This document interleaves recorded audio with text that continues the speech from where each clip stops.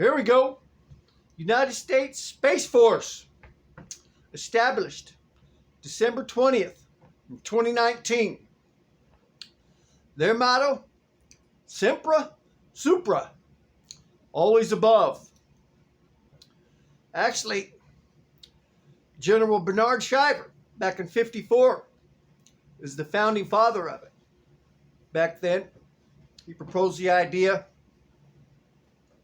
and it really didn't get nowhere. They just kind of, for the space program, first launching satellites, and it never really become a intertwined branches like Space Force is now. Anyway, they have 8,600 personnel and growing, overseen by 26 different generals. They work out of the Pentagon as well as the other armed forces.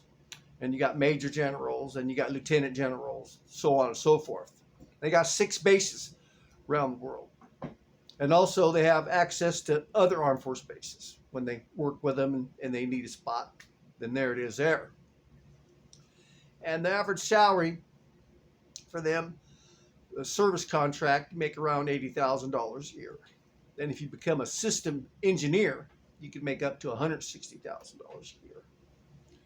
There's not a lot of information yet because it's relatively new, and then through COVID and everything, but I'm sure some of the starting out wages are going to be kind of low ball, and then the benefits.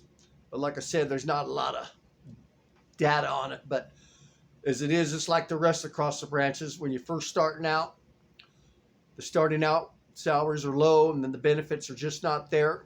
So I'm predicting this is probably going to be the same way for the ones that are first starting out. But basically, Space Force, it's designed to where it oversees all the operations of all the armed forces, okay? It watches what our enemies are doing, competitors, and when they're having operations around the globe, they can see what's going on and make decisions on that. And also they recommend decisions. Somebody else, the ground generals, they're running their own campaigns.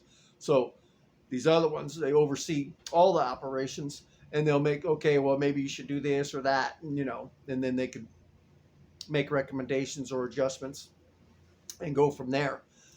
And then keep an eye on China and Russia, see what kind of satellites they're launching up there, see what kind of techniques they're using. So it's an overall sharing information between armed force bases and gathering that extra bit of security and knowledge. Basically, it's better teamwork for all our armed forces to kind of get in the same room, start working on the same agenda for the overall greater good of all the branches. So it's a great thing. But like I said, you got to take care of the people going in. They're a little weak when you're starting out. Yeah, if you start out and you're already a general, they're doing okay once you get up through the ranks. But due to the cost of living and the cost of college, to get to that level, it's becoming more and more difficult. That's the problem. We got to create solutions for that problem. Because the current conditions, the civilian world continues to outpace the armed force world. That's a major problem. Nobody in Washington is addressing this. They're too worried about everything else. Corruption and chaos continues up there. And that's why they're not addressing this issue. It's going to take new leadership with a new direction. It's important to rebuild our military, especially Space Force. We got to get this done right. And with the corruption in Washington, it's just not going to happen. Not with the Biden cartel. Trump either. He had his chance. He didn't do nothing. As you can see, all this criminal activity where that's gotten him. So it's time to rebuild our military. From the bottom up, the middle out, and the top down, and all the way around. So look out. Semper Supra. Always above. Till next time.